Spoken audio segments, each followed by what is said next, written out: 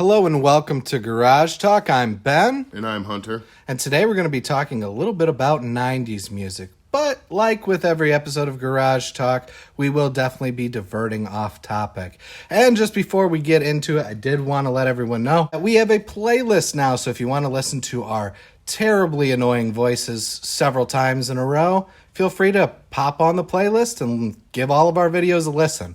And without further ado, Hunter, would you like to get us started? Yeah!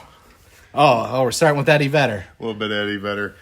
Basically, everybody tried to do an impression of Eddie Vedder in the 90s. Yeah, Lit was very much sounded like Vedder in a way. Yeah. Everybody wanted to be Pearl Jam. Do you ever think about all the impersonations of Eddie Vedder and how, like, ridiculous they really are? Like, really, when you listen to Pearl Jam and then you hear, like, you know, Bush or really any band 96 and after where they're trying to do that, here, oh, now. It's really ridiculous. I honestly feel like, I was going to say, I felt like Bush was kind of one of the ones that didn't really do that. My brother introduced me to Bush. You know, I had a woman introduce me to Bush, but whatever works. He had a bunch of their cassettes, and I mean, you know, the 90s. Cassettes. Whoa, Yeah. We're talking 90s. Yeah, we're still rocking a boombox with a cassette We're player. talking 90s now. Yeah. Yeah, Jeremy. Jeremy spoke here. I don't know what made me think of this, but was Three Doors Down, were they 90s? Yeah, like the ass end, I feel like. Maybe the mid-90s. I know they were 90s for sure, because I remember hearing, like, a lot of their music during that time. Mm-hmm. There's a lot of, like, late 90s music that kind of trickled into the early 2000s. So if they started in the 90s or they were popular in the 90s, I would say it'd be part of the 90s just as much. It's kind of weird to think about how bands like Slipknot and Korn came out of the 90s. I always found it weird that they always lumped in Limp Bizkit with, like, Korn and Slipknot, when Limp Bizkit wasn't even... It was a completely different style of music. Yeah, I think they were all just kind of buddies. Oh, is that what it was? They were just friends? Yeah. Because I know Korn and Limp Bizkit toured together. They had the Family Values tour. It would be like Korn, Limp Bizkit. They would have like some rappers. Oh, really? I'm trying to think. I think they had like Snoop. I think they had like Dre. I think they did a little bit with Ice Cube. Maybe even Ice-T. Yeah, it was called the Family Values tour. Do you remember Anthrax? Oh, yeah. That was a pretty good band. Kind of underrated. You don't hear many people talk about them. You don't hear about Anthrax anymore. No. Well, I mean... Unless it's in your mailbox. Yeah, don't open the mail. And they were kind of a 90s thing that was like early 90s metal. I mean, my favorite band, Pantera, they had been around since like the 80s. Cowboys from Hell came out in, I think, 91. And then they kind of just took off from there. Yeah, that's true. I actually thought you were going to say Primus.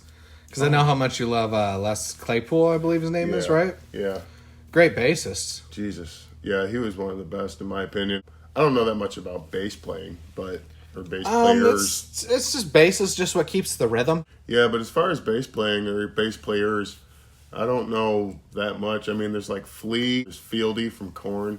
Trying to think of like another significant bassist off the top of my head. I'm sure I'm going to be kicking myself in the ass. But yeah, so there's probably people, if there are people listening that are like, bro, this guy, that guy, this chick. Yeah, please leave a comment if you can think of a bass player. For fuck's sake, help us out here. We will add an asterisk for fuck's sake. I mean, Les Claypool, obviously, but we already said that one. If you guys want a good example of his godly fucking bass playing, is look up a song Lacquerhead by Primus. You're welcome. What other 90s music did we grow up with? Third Eye Blind, probably one of my favorite bands of all time. Oh. They write the dirtiest fucking music, dude. Yeah, wasn't there that do Yeah, Semi-Charmed Life. Yeah. That wasn't he talking about like fucking a meth head chick or something? No, he was talking about doing crystal meth. Like just talking about getting high in the park, and there's one part where he talks about having sex with a girl while he's all fucked up. Well, there was the one part he's like, do whatever you want to do, coming over you. He was he's a lot of his music is like low-key secret dirty. Isn't that the band that like did a whole album about fucking? No, that was Soundgarden. Oh, okay, yeah. I don't know if the whole album was about it, but they did have, Ride the Snake, and They were like all kind of themed like that. Innuendo. Like, yeah, innuendo themed. But Soundgarden, another great 90s band. We want to talk about some of the best albums of all time. There's an album they did called Super Unknown. And it's almost like there's no bad song on it. It's the one with Black Hole Sun, which everyone knows, Black Hole Sun. And then it has Fell on Black Days. It has Spoon Man, if you remember that song, which is... Spoon Man. Yeah. Such a short song, but it's really, really, really, really fucking good. And then they have this, like, the title song, Super Unknown, which is a really good song, too. I mean, I could talk about that album forever. Did you ever get into Blues Traveler? Yeah. Yeah, the harmonica. Hard to say what it is. I can't really do his voice. That very guy's well. voice was pretty unique. He had kind of a high-pitched voice, but... When you follow is be with you. But dude, I can't do it. Mine's like a South Park iteration of it. And he used to have like a vest with like all these yeah. harmonicas on it, like a gun belt. Aren't they technically like blues or jazz or some shit? I'm not really sure. Maybe more blues. Yeah, maybe they are a little bit more blues. I'm not really... I mean, they're called Blues Traveler. I mean... Oh, I'm such an idiot. Dude, there were so many, like, one-hit wonders, like Marcy Playground. Remember the song Sex and Candy? Lit, My Own Worst Enemy. We already mentioned Lit, but they had, like, one song. That's a banger, though. Oh, it is. It's a really good song. Oh, One Headlight. Yeah, One Headlight by Wallflowers. Yep, the Wallflowers. Yeah. I can never remember whose son he is, but he looks exactly like him. Candlebox, Far Behind. Mm-hmm.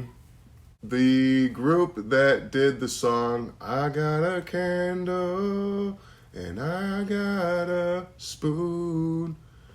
I have no clue, but those I are... live in a hallway with no doors and no rooms. You can cut that out. These are the absolute worst lyrics. Not cutting that out whatsoever. Because those lyrics need to be heard by somebody other than you, because I have no clue what the fuck band you're talking about. I think you tried to show me this band before, and we went on YouTube, and I'm like, who the fuck is these boys? Dude, the name's right there. Kind of weird dudes, too. Like, the one guy was really into samurai stuff. Stone Temple Pilots is another great one. Too bad Scott Weiland died. Mm-hmm. I actually saw him in concert, and That'd be cool. it was so awesome seeing him play. I was a big grunge fan in high school, and that's when I went. I think it was like 18. Yeah. And going to see STP at 18, dude, it just blew my fucking mind. I had so much fun. And they played all the best songs, and Scott Weiland did his weird little wormy shit, because the man, he could basically bend backwards. I don't know if you've ever seen how he was he was very skinny, and like in every music video, he kind of do that Mick Jagger swagger, but he was just a really good singer. Early 90s music is pretty interesting, honestly, because they're just starting to shed that 80s bop kind of shit. Yeah, talk about some of the worst music of any era. I kind of like 80s dude. music, man. Don't you forget about me. Okay, some stuff like that, like the Aha, Take Me On. Mm-hmm. I fuck with that. Yeah. Oh, come on now. The Cranberries, man. You know how many fucking hits they had? Like 3? Like a dozen. Did they really? What were their Like other hits? Name them. I know Zombies, Linger, and then there's one other one, but I can't think of the name. I'm really bad with names, especially names of songs and bands, as everybody's seeing. But they're one of those bands. If you were to put on just like a playlist of just all the, like a mix of all their songs, you'd be constantly finding yourself going, "Oh shit, this was the Cranberries." Well, I think Alanis Morissette was another, if we're talking like female 90s bands now. I could not groups. get that ironic song out of my fucking head yesterday. That album, Jagged Little Pill, has like so many earworms. And it's just, they come into your head at random points. Hand job? No, there's one called Hand in My Pocket, I believe it's called. She did a bunch, dude. There's Ironic, and then, oh God, come on, help me out here. But that album had so many good hits. She's just a really good musician, too. I've always appreciated. She's like the female equivalent of grunge. Her and like Gwen Stefani. Didn't they do like Lilith Fair, that kind of shit? Who the fuck is Lilith Fair? I remember the name. I think it was like a bunch of girl groups, or like Alanis Morissette, or I think Lilith Fair was a musician. Really? I think there was a woman named Lilith Fair. I thought it was like a music festival like that. It's a good thing we're so dumb. Or else we would know what the answer is to this. I think we'll just have to leave it at the mystery it is. And hopefully someone can comment and tell us what it is. Yeah. I feel like if these comments don't start correcting us, we're just going to keep staying dumb. Oh, we're just going to be dumb as shit forever. We need your help, you guys. Make us smart. I remember those fucking ads used to say, like, for the price of a cup of coffee. Like, who's getting a cup of coffee for 50 fucking cents? I never thought of that. Oh, dude. I always found those commercials it's like, fucking A, man. Like, why? What are you trying to do? They show you this kid with a fly on his eyeball and he's just looking at you. Or the ones with the animals. Dude, those were always the worst. In the arms of an angel. I hate that song because of that. It's like, it makes me feel guilty. Like, you singing that just now made my chest feel like guilty. Maybe it made me picture a skinny little dog that's like, save me. The fucking gorillas. I'll never get that fucking sad gorilla image out of my head. Oh, God, don't remind me.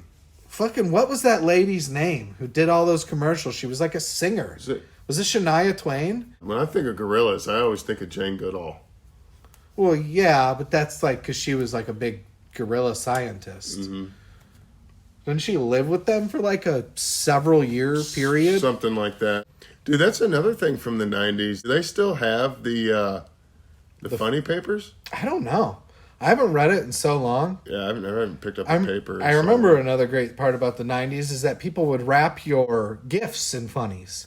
No, actually, that's a really good idea, too. Oh, yeah, because then you don't want to, actually rip the paper either. You want to, carefully, I want to read what happens. I'm going to read these later. Yep, pretty much. Once I freak the fuck out over this new toy. Do you remember, was LL Cool J was a 90s guy, right? Yeah. Dude, when I found out what his name stood for, I was like, really? Is Ladies Love Cool James. LL Cool J.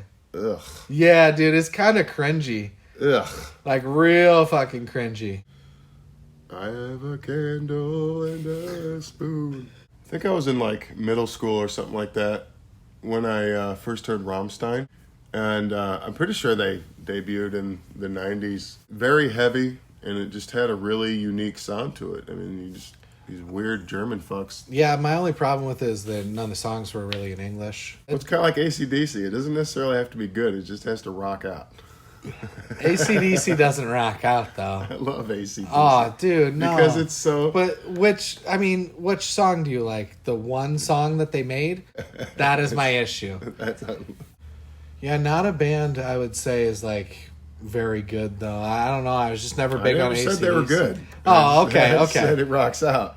You know, a lot of those bands, too, they made it to the 90s, and they had their own imprint. I mean, the 90s was such a weird time in music, from grunge to, that middle post-grunge alternative era where we got Bush, we got Lit, we got 3 Days Grace, I believe, Three Doors Down. A lot of three bands.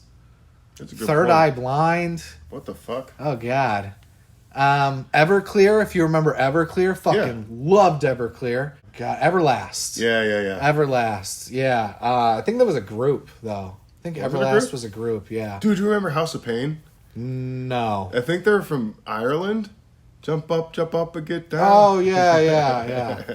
But then we went from that post-alternative era, Marcy's Playground, another one. And Weezer, we got Weezer, and then... How have we just now gotten to Weezer? And then we went to this weird boy band pop era.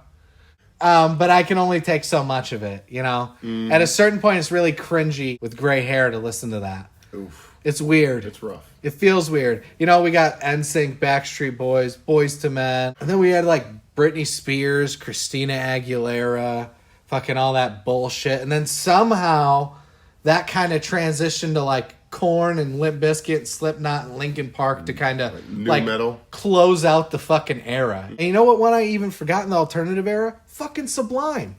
Oh yeah, duh. Sublime is a fantastic band. What were they? Were they ska? It's kind of almost reggae-esque in a way. Skosh. Yeah, A little bit of rock, a little bit of like reggae kind of sound. It's mellow. It's it was its own sound. All the dude ever talked about was getting fucking high. I mean, he wrote a lot of really good music, though, and it was kind of, that weird post-grunge era had a lot of great bands, but they just didn't stand the test of time. Mm-hmm. Yeah, dude, so many good, like, new metal really took over that 99, 2000, all the way up until, like, 2002. If you want to talk 90s rap, we got to go, like, Snoop, Dr. Dre, Eazy-E, Ice Cube, Tupac, Biggie. Or just NWA in general. NWA, like yeah. Big Pun. My brother used to listen to like Too Short. Too Short. Oh, dude, how did I forget? Crucial Conflict. Don't remember him. It was like a group. Who was the guys? 3-6 Mafia. Yeah, he listened to a lot of that shit back in the day. Right around that time is when I started going towards like the heavier rock and metal and shit. A friend of mine in middle school let me borrow the Rob Zombie album Hellbilly Deluxe. Oh, great album. And another good 90s. It's Rob Zombie. How did we forget Rob Zombie? Or White Zombie. White Zombie was great too. Just again, it was different than everything else. It was more. He really liked cars. You ever notice that? He really, really loves classic cars. My Durango number 95. I think he had a song called Thunder Kiss 67 or something like that. Mm-hmm. About like a vehicle of his. I think it was about like a Mustang or some shit. And I think I heard in an interview somewhere that he bought the Munster Mobile. Yeah. Like from the Munsters TV show, which great TV show, just not 90s. I think he's probably a car freak, but for like very particular kinds of cars. It seems that way. Yeah. It's almost like he likes the like dune buggy style. Yeah, just unique shit. Yeah. And he's not like Jay Leno where he's just trying to get anything and everything every he Cadillac. Can. Yeah, every single car ever made, at least one of them. He's an interesting dude too. I know we talked last week about how he does interviews. It's so strange. Mm-hmm. He just doesn't talk like you would expect him to talk. Yeah, like you look at his work or listen to his music or watch his movies and stuff, and then you see him, the actual person, and you get this whole, you're like, oh, it makes sense. And then you hear him talk, and you're like, this is not what the fuck I was expecting. This guy he's like really chill. He doesn't seem like he's super eccentric. Yeah. Or like narcissistic at all. Super like non-egotistical. Mm-hmm. And very weirdly artistic, like not how you would expect. Like this guy is like the type of guy who I imagine would stare at a painting for an hour and then give you an analysis. That was actually interesting rather than just some boring ass artsy fuck. He just seems like really artistically intelligent. I went to Ozfest really just one year. Intelligent. I went to Ozfest one year, and he was they had 2 stages, and he was on the second stage for some reason. He wasn't on the main stage. But, travesty. That is a travesty. Yeah, it was kind of fucked. But, I mean, dude, there was like Killswitch Engage was there. Oh, that's a pretty good band. Hell Yeah. I don't know if you remember them. Yeah, hell yeah. There's a song me and my buddy used to listen to by them. We love that song. I can't remember the name, though. They were pretty good. I don't remember any of the names of the songs. I'm pretty sure that Hell Yeah, that was the singer from not Drowning Pool, Mudvayne. And I think it was Vinnie Paul on drums, and then his brother Dimebag on the guitar. And once again, nobody fucking remembers the bass player. Yeah, that's unfortunate. Yeah. But, so anyway, Rob was up on stage, and dude, I'm telling you, it was like, it had to have been 90 degrees that day. It was so fucking hot, and it was dusty because it hadn't rained in forever. So there's just this haze of dirt on everything was covered in like a film of dirt. There was dirt in the air. It was wild. But he's up on stage performing, and he's in the sun. Like, it's the time of day. The sun is just beating down on the stage and the crowd. He's got on full leather and denim, head to toe. You could tell he was hot. He's got fucking a pound of hair on his face, dude. Yeah, he had the dreads and the beard. He had on a cowboy hat and some sunglasses. Oh, Jesus. And he was real active and shit, like the first couple songs.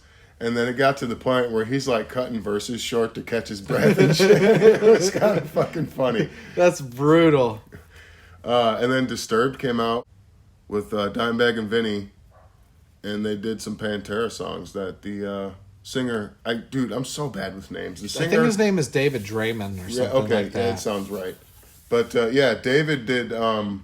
He sang some of the songs while they played some Pantera hits. Man, it was pretty dope. It's pretty interesting. I'm not a big Disturbed fan, but I can respect what he's given to music. He tries to like reunite and make old songs like good again, you know. Mm-hmm. And I can respect that. And he did that "Hello Darkness, My Old Friend" one. Wasn't bad. I didn't like that version. I like the original actually. Weirdly, yeah. Something about Simon and Garfunkel, the way their voices. That song is so somber, and then to hear the guy from Disturbed, who we believe is named David Draymond, sing it, it just doesn't sound the same level of somber. There's something in Simon and Garfunkel's voice, the way it combines, that just, it's almost like you feel it more. Yeah. Especially in that song. But you're right, though, about Disturbed or just David in general. Kind of trying to do, like, remakes. Allegedly David. Yeah, allegedly.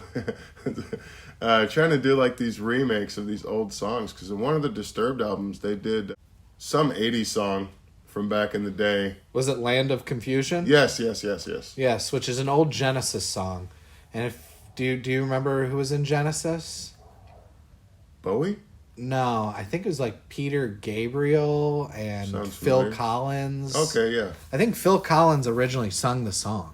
I thought Phil Collins was in the Police. No, that was Sting. Oh, right, okay. Sting was in the Police, not the wrestler. I was just going to say, the wrestler? I know it wasn't the wrestler. Yeah, I think he does a good song redoing. I think he does a good job redoing old songs. Some of them are pretty good, and I appreciate that he tries to bring back classic music that maybe like a newer generation hadn't heard. It got me into kind of Genesis for a little while when I heard Land of Confusion, so... Oh, nice. I mean, I'm not above it. I'm pretty sure it was Phil Collins' band. Okay. And Phil Collins, I know a lot of people like to shit on Phil Collins because, you know, it's like a big South Park joke. They like hated some of Phil his stuff. Collins. Yeah. But goddamn, the guy knows music. He's a good drummer, too. Yeah. I mean, people really like to not give him the credit he deserves, but he's good. He's good at what he did and does. If he's still alive, I don't know if he is. Yeah, I have no clue. Flowers if he isn't. Giving him flowers right now if he isn't alive. Rip, allegedly. And so let's give our top 3 90s bands. I think we got to give our top 3 90s bands now. So who would your top 3 90s bands be? Number 3. Or just musicians, either. It doesn't have to necessarily Right. be a band. It could be just a musician. So only because it was like so influential on my formative years, and it was just a big part of the scene that I was into at the time. My number 3 for me would probably have to be Korn. Okay. Yeah, because all that. Sorry. That's all I can ever think of with Korn is that's like fucking ridiculous. Yeah, he did an entire song like that. He should just write a scat album. Him and Scatman should have made a song together. I'm the Scat Man. Just imagine him doing that. The John guy from Davis. Korn. Dude, it'd be so good. It'd be so good. I want to hear it now. I think we should AI that shit. Oh, that would be fun. Oh my god, dude. It's fucking make Scatman and Korn guy's voice. God, let's try to do that. Definitely. Number 2. Boy, oh boy. Probably Bush. Yeah? You know, because, like, again, that was when I was younger. It was before I discovered Korn and stuff like that. Just, I've always kind of liked rock, you know? Yeah, that's fair. I get it. I feel like Bush is a pretty solid rock band. Yeah. It's not all great, but it's like something you could definitely put on and listen the whole album through. Yeah, it's not hairy to get through or anything. You know, Bush it's pretty clean shaven. Yeah. Definitely Korn, Bush. I just caught that. It took you a minute. I was waiting for you to catch it.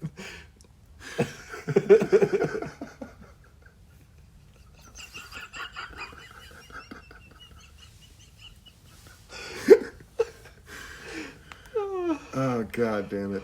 Oh, shit. Okay, number 1. Oh. These are all things I like to eat. Corn, Bush, and the Cranberries. Okay. Cranberries really is your number 1 band of the 90s. For the 90s, yeah.